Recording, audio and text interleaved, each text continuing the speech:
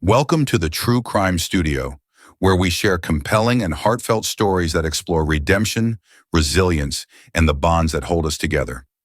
Today's story follows the incredible journey of Ethan Carter, a billionaire whose ambition cost him the family he didn't know he had, until one fateful moment turned his world upside down.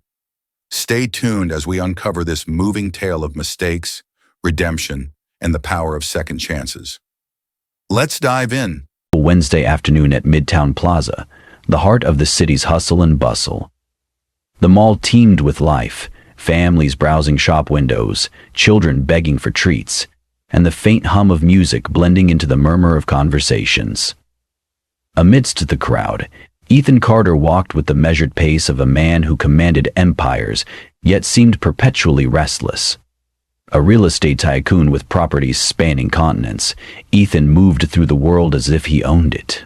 Yet, deep down, he felt a gnawing emptiness, an unshakable sense of disconnection, and the suspension of death, the feeling of a lifetime's work of death that must be consumed before the universe can be filled with something better. He wasn't here for leisure. A high-profile meeting over coffee had brought him to the mall, and his black luxury sedan waited outside, its engine quietly idling for his return. Ethan adjusted his cufflinks as he walked, his mind already racing ahead to his next deal. But then, something made him stop. Across the atrium, a woman stood near a boutique window. She had long, dark hair that cascaded over her shoulders and an effortless grace that seemed familiar. Beside her were two young girls, their identical features and synchronized gestures catching his attention. At first, it was curiosity. Then, it hit him like a thunderclap. The girls, no older than 10, had his piercing green eyes, the same sharp jawline, and even the slight tilt of their chins. The resemblance was unmistakable. His chest tightened. He knew the woman too. It was Lyla Bennett, the artist he had once loved with an intensity he hadn't thought possible. The woman he'd left behind when he chose ambition over love. A woman he hadn't seen in a decade. The world around Ethan seemed to fade, the chatter and music receding into a dull hum. He stood frozen, staring at the family he hadn't never known existed. The girls weren't just striking a resemblance. They were his daughters. And Lyla had never told him. Ethan's breath hitched as he took an involuntary step forward, but before he could speak or act, Lyla turned. Her gaze swept across the crowd until it landed on him. Her face went from calm to stunned, and then, just as quickly, to guarded. Without a word, she placed protective arms around the girls and guided them toward the escalators, disappearing into the crowd. For the first time in years, Ethan Carter felt utterly powerless, and for the first time in his life, he was truly afraid. A decade earlier, Ethan Carter was a man consumed by ambition. He had grown up with nothing and clawed his way to the top of the cutthroat real estate world. By 30, he was a self-made millionaire. By 35, he was untouchable. But the cost of his success was clear. There was little room for anything or anyone else in his life. Then he met Lyla Bennett. She had walked into his world like a flash of color in an otherwise monochrome existence. Lyla was an artist, her hands often speckled with paint, and her eyes alight with passion for everything she touched. They met at a charity event, a world she inhabited reluctantly, and he dominated effortlessly. Ethan hadn't intended to notice her, but Lyla had a way of pulling people in. She talked about art, dreams, and life as if they were enshrined on life as if they were intertwined. Her energy intoxicating. For a brief, fleeting time, Lyla made Ethan believe in something more than profits and power. They spent nights talking until dawn, their worlds colliding in ways he couldn't have anticipated. Her laughter softened his edges, and her vision for a life filled with creativity and meaning gave him glimpses of a world outside boardrooms and balance sheets. But love, Ethan decided, was a liability. As his company expanded and the demands of his empire grew, he began to pull away. He told himself it was necessary. Marriage, children, these were distractions that would only weaken his focus. Lyla didn't see it coming when Ethan broke things off. His words were clinical, as if he were negotiating a contract. You deserve more than I can give you.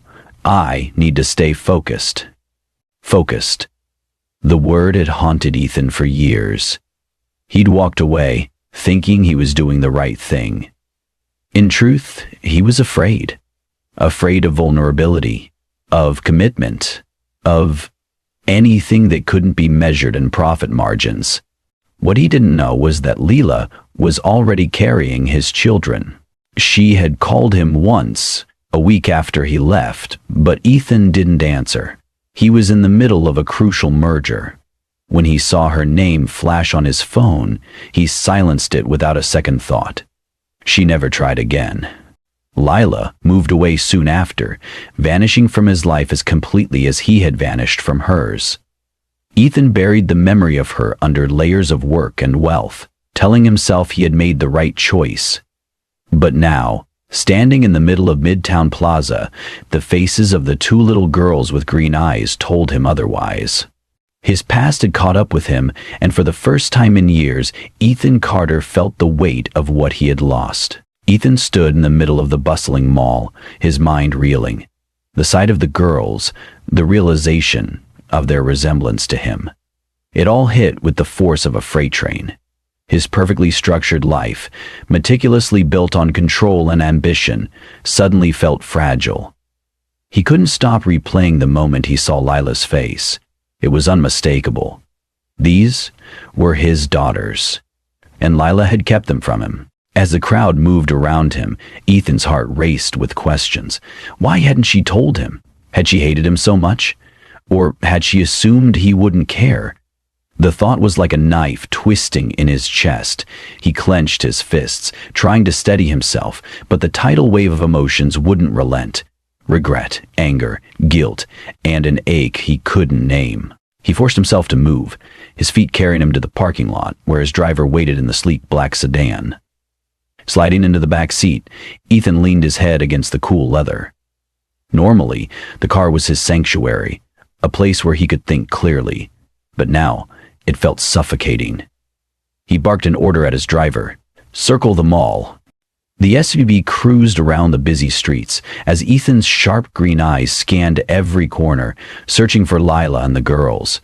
But they were gone. The drive back to his penthouse was silent, save for the faint hum of the engine. Once inside, Ethan poured himself a drink, but didn't touch it. The city skyline stretched before him, a glittering testament to his success. Yet, for the first time, it felt meaningless. He pulled out his phone, scrolling aimlessly, until his finger hovered over a photo he hadn't looked at in years. Lyla's face smiled back at him from the screen. The image was from their honeymoon, before the arguments, the long business trips, and the walls he had built between them. She looked radiant, her eyes full of hope, her hand resting on his chest. Ethan remembered the days she'd sent him the picture, with a simple caption, "For when you need a reason to smile." Now the photo felt like a wound reopening. He closed his eyes, letting the memories flood in. He thought of Lyla's laughter, the way she'd challenge him to slow down and see the world through her lens. She'd made him feel alive in a way nothing else ever had. But when the pressure of his rising career intensified, he'd pushed her aside, convincing himself it was for the best. Ethan opened his eyes, his jaw tightening. He wasn't the same man he'd been back then. Or was he? The question lingered, gnawing at him. The next morning, after a sleepless night, Ethan's determination solidified. He couldn't leave this unresolved. He couldn't ignore the truth staring him in the face. Those girls were his daughters, and he needed to know why Lyla had kept them from him. By mid-afternoon, his assistant, Mia, handed him a slim folder. Her expression was carefully neutral, but Ethan could sense her curiosity. "You asked for everything we could find on Lyla Bennett," she said quietly. Ethan flipped through the pages. The details of Lila's life unfolded before him. After leaving New York, she'd moved to Boston. She worked as a curator at a small but prestigious art gallery, a job that fit her creative nature. The twins, Clara and Sienna, were 10 years old, born shortly after Ethan had walked away. The timeline hit him like a punch to the gut. He leaned back in his chair, the folder slipping from his fingers. Clara and Sienna, his daughters. A surge of anger rose within him. Why had Lyla kept them a secret? Had she done it out of spite, or had she truly believed he wouldn't care? The questions churned in his mind as he stared at the ceiling. Later that week, Ethan found himself parked outside the gallery where Lyla worked. The modest brick building was worlds away from the glass towers he frequented. He hesitated, fingers drumming on the steering wheel. He wasn't ready to confront her. Not yet. Instead, he stepped inside the gallery, blending into the small crowd admiring the artwork. His eyes scanned the room until they found her. Lyla stood in the center, speaking to a patron. Her voice was calm, confident, her presence magnetic. She hadn't changed much. Her hair was tied loosely, strands framing her face in a way he remembered vividly. Ethan's chest tightened as he watched her, guilt and longing colliding in his heart. Suddenly, her gaze flicked to him. Her smile faltered, her expression shifting to surprise, then steely resolve. She excused herself from the conversation and walked toward him, her posture straight, her expression unreadable. "What are you doing here, Ethan?" she asked, her voice low but firm. He searched for the right words, but none came. Instead, he blurted the one question that had haunted him since that moment in the mall. "Why didn't you tell me?" Lila's eyes narrowed, her stance stiffening. She crossed her arms, a clear barrier between them. "Tell you what, Ethan?" she asked, her voice icy. "That I was pregnant when you decided your empire was more important than us? That I raised 2 daughters alone while you were busy climbing the corporate ladder?" Her words were like daggers, each one sinking deeper than the last. Ethan opened his mouth to respond, but no words came out. How could he defend a decision that now felt so indefensible? "I deserve to know," he said finally, his voice low but strained. "They're my daughters too." Lyla let out a bitter laugh. "You think knowing would have changed anything? Ethan, you made it clear back then. You didn't want a family. You didn't want us. I wasn't going to beg you to care." The weight of her words pressed down on him, leaving Ethan momentarily speechless. The guilt he'd buried for years now roared to the surface. He had walked away without looking back, and in doing so, he'd lost more than he could have imagined. "I was wrong," Ethan admitted, his voice cracking slightly. "I made a mistake, one I've regretted every day since." Lila's expression softened, but only for a moment. She shook her head, her resolve unshaken. "Regret doesn't fix anything, Ethan. It doesn't give you the right to walk back into our lives like nothing happened. Clara and Sienna don't even know you exist." Those words hit harder than he anticipated. They didn't know him. He had missed their first steps, their first words, their entire childhood so far. A hollow ache settled in his chest as he realized the depth of his absence. "They deserve to know," Ethan said quietly, his voice firming. "They deserve to know the truth. That I'm their father." Lyla stepped closer, her tone laced with quiet anger. "What they deserve is stability, love. I've given them that.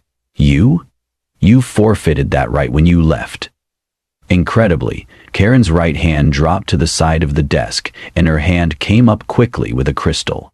The tension between them was palpable, the weight of their shared history pressing down on them. Ethan clenched his fists, forcing himself to stay calm. I'm not asking to undo the past, Lyla. I can't. But I want to be in their lives now. I want to make things right. For a moment, Lyla didn't respond. She looked away, her expression a mixture of frustration and something softer, perhaps doubt. When she finally spoke, her voice was quieter. They don't need more chaos, Ethan. If you really want to be part of their lives, it has to be on my terms. Slowly. No sudden appearances, no grand gestures. You'll be introduced as a friend. The word stung more than Ethan wanted to admit, but he nodded.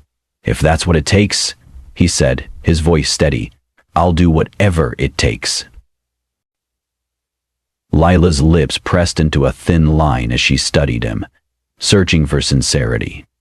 Finally, she sighed, her shoulders slumping slightly. Don't make me regret this. I won't, Ethan promised, his green eyes locking onto hers with a quiet determination. I won't walk away again. Without another word, Lyla turned and walked back toward the gallery floor. Ethan watched her go, a mix of hope and trepidation swirling in his chest. This wasn't just about proving himself to Lyla.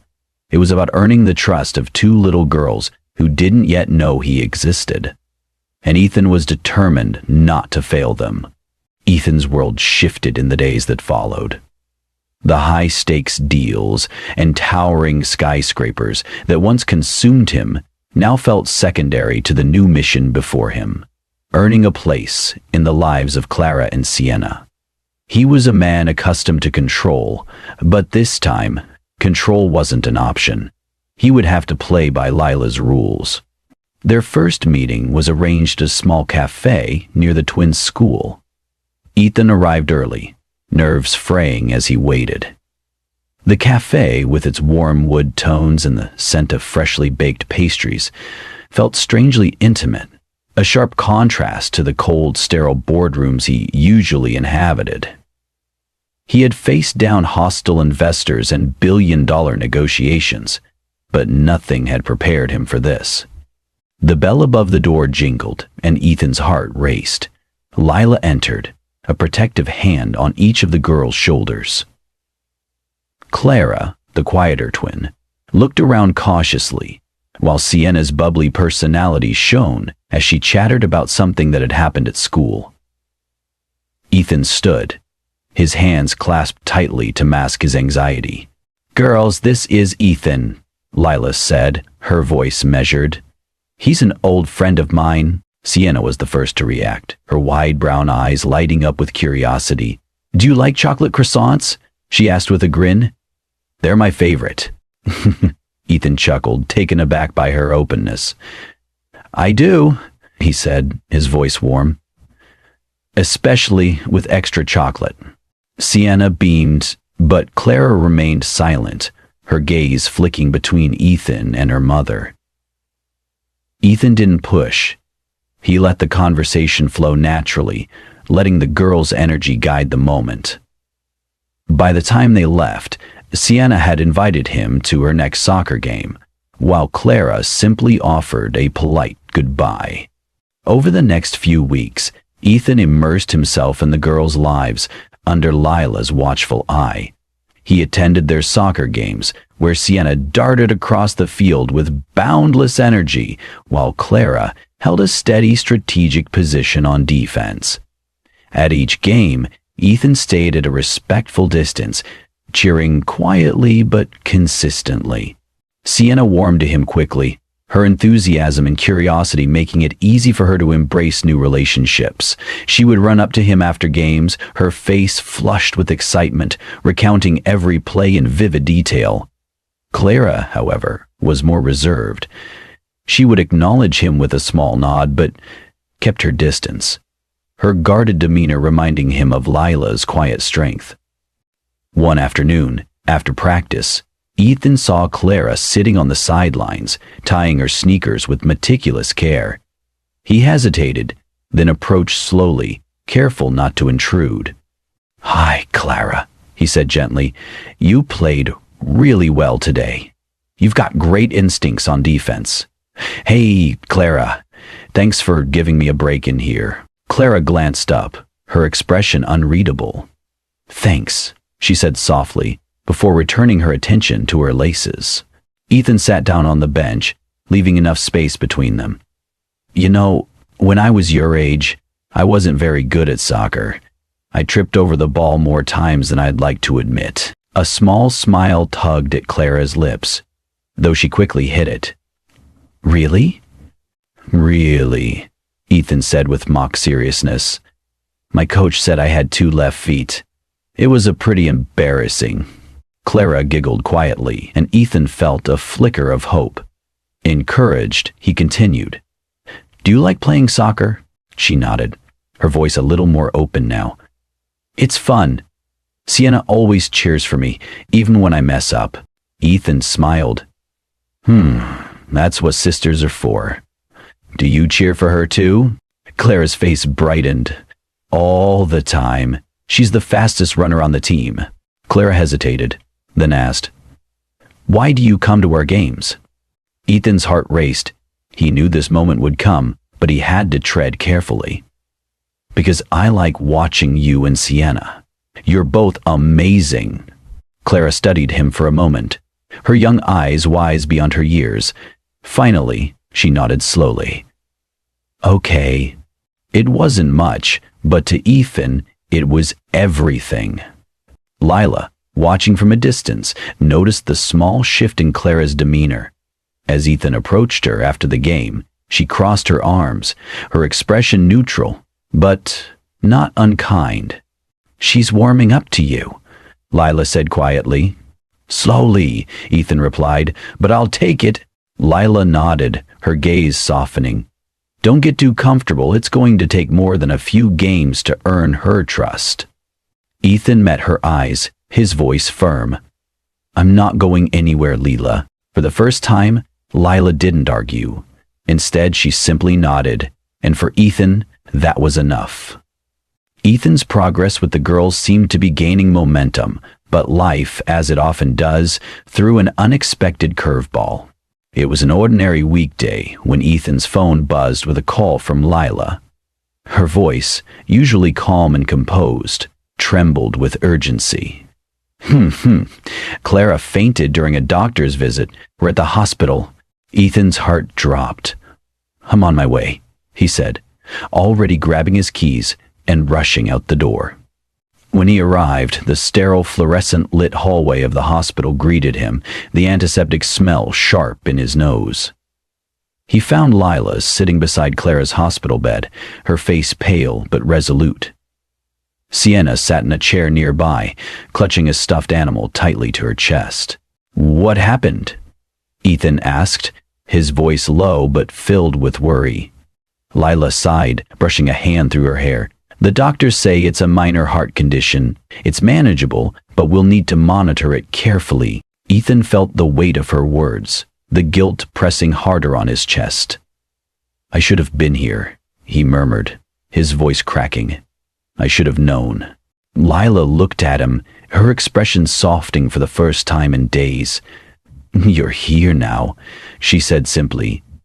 That's what matters. Ethan sat by Clara's bedside, his heart aching as he watched her sleep.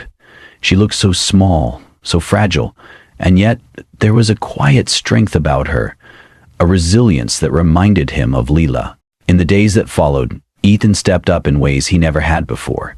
He attended every doctor's appointment, researched her condition obsessively, and made arrangements to ensure she had the best care possible.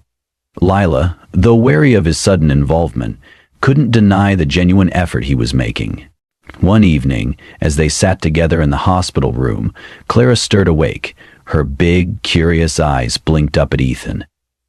Why are you always here now? She asked, her voice soft. The question struck Ethan like lightning. He glanced at Lyla, who gave him a small nod, encouraging him to answer. Taking a deep breath, he leaned closer to Clara. Because you're important to me, he said gently. You and Sienna both. Clara studied him for a long moment, her young mind processing his words. Finally, she nodded, her expression thoughtful. It wasn't an embrace or a declaration of love, but it was a start. The crisis marked a turning point for Ethan. It wasn't just about earning Clara and Sienna's trust anymore. It was about proving to Lyla and himself that he could be the father they deserved. Slowly but surely, he began to rebuild the family he had once abandoned. But as the pieces started to fall into place, Ethan realized that the past still held a tight grip on their future, and the road to redemption would be far from easy. Ethan's dedication to Clara and Sienna was becoming undeniable. He attended every appointment, every game, and every recital, doing everything he could to prove that he wasn't the man who had walked away. Slowly, Lyla began to soften, though her walls remained firmly in place. But just as things seemed to be settling, the past resurfaced in an unexpected and confrontational way. It was a quiet evening when Ethan returned to his penthouse, his mind occupied with plans for the girls' upcoming school recital. As he stepped into the lobby, a familiar figure stood waiting, Ryan Taylor, Lila's longtime friend and confidant. Ryan's presence was as unexpected as it was unsettling. Suddenly, he found every afternoon precious, as he and Lyla sat opening vinyl records. After he'd finished describing Ryan to Kester, her face twisted to an owlish covering of her features, her face screwed up indecisive. "Ryan?" Ethan greeted cautiously, his tone neutral. Ryan's expression was unreadable, but his eyes carried the weight of years of protective resentment. "I know what you're doing, Ethan," he said, his voice calm but cutting, "and I'm here to tell you that I won't let you hurt them again." Ethan's jaw tightened. "I'm not here to hurt anyone." Ryan stepped closer, his posture tense. "You already did. You left Lyla when she needed you most. You left those girls before they were even born. And now you think you can just show up and fix everything? They're not pawns in your quest for redemption." The accusation hit hard, but Ethan stood his ground. "I know I made mistakes, Ryan," he said, his voice firm but steady. "I can't change the past, but I'm trying to be here now. For them, for Lyla. I won't walk away again." Ryan shook his head, disbelief flickering across his face. "You think showing up a few times and throwing money at the situation makes you a father? You've missed 10 years, Ethan. 10 years. Ethan's hands clenched into fists at his sides, not out of anger, but out of frustration with himself. "I know," he admitted, his voice softening. "I know I can't undo the damage I've done, but I'm willing to spend the rest of my life making up for it." Ryan studied him for a long moment, his gaze piercing. Finally, he spoke, his tone colder now. "They don't need you, Ethan. They've had a good life without you. Don't ruin it because you suddenly feel guilty." With that, Ryan turned and walked away, leaving Ethan standing alone in the lobby, the weight of his words hanging heavy in the air. That night, Ethan sat in his penthouse, staring out at the city skyline. The glittering view, once a source of pride, now felt hollow. Ryan's words echoed in his mind, forcing him to confront an uncomfortable truth. His wealth, his power, his determination. None of it mattered if the people he cared about didn't trust him. He thought of Clara's cautious smiles, Sienna's boundless energy, and Lila's guarded eyes. They weren't just faces in his life now. They were the foundation of a future he desperately wanted to build. But trust wasn't given. It was earned. And Ethan realized he still had a long way to go. The next day, Ethan arrived at the gallery unannounced. It was a risky move, but he needed to speak to Lyla without pretense, without carefully choreographed words. He found her in the middle of her work, her fingers brushing over a vibrant canvas, her expression peaceful. For a moment, he hesitated. She looked so content, so at home in this world she had built without him. "Lyla," he called softly, breaking the spell. She turned, surprise flashing across her face, before it was quickly replaced by guarded suspicion. Crossing her arms, she asked, "What are you doing here, Ethan?" He stepped closer, his tone uncharacteristically gentle. "I need to talk to you, please." Lyla hesitated, then gestured toward the back room. Once inside, the gallery's quiet hum faded, leaving only the tension between them. "I'm listening," she said, leaning against a table. Ethan took a deep breath. "I know I have no right to ask for anything, but I can't keep pretending this doesn't matter. Clara and Sienna, they matter. And so do you." Lila's eyes narrowed, her defenses rising. "Don't make this about me," she said sharply. "You had your chance, Ethan. You walked away." "I know," he said, his voice breaking slightly. "And I'll regret it for the rest of my life, but I want to make it right. I'm not the man I was back then." Lyla laughed bitterly. "You think you've changed? This isn't some business deal you can negotiate, Ethan. The girls have a good life. They don't need you complicating it." Ethan stepped closer, his green eyes earnest. "I'm not here to take anything away from them. I want to be part of their lives. I want to earn their trust. And yours." The room fell silent, the weight of his words pressing down on both of them. Lila's gaze softened, though skepticism lingered in her expression. "Finally," she sighed, her voice quieter now. "If you want to be in their lives, you'll have to show me you're serious. And that starts with Clara. She's not like Sienna. She'll take time." Ethan nodded, his resolve hardening. "I'll do whatever it takes." Lyla held his gaze for a moment longer before stepping back, her posture relaxing slightly. "Don't make me regret this, Ethan." "I won't," he promised. As he left the gallery, Ethan felt a flicker of hope. The road ahead was uncertain, but he knew one thing for sure. He wasn't giving up. Not this time. The following weeks tested Ethan's patience and resolve. He honored Lila's terms, taking small, careful steps to integrate into Clara and Sienna's lives.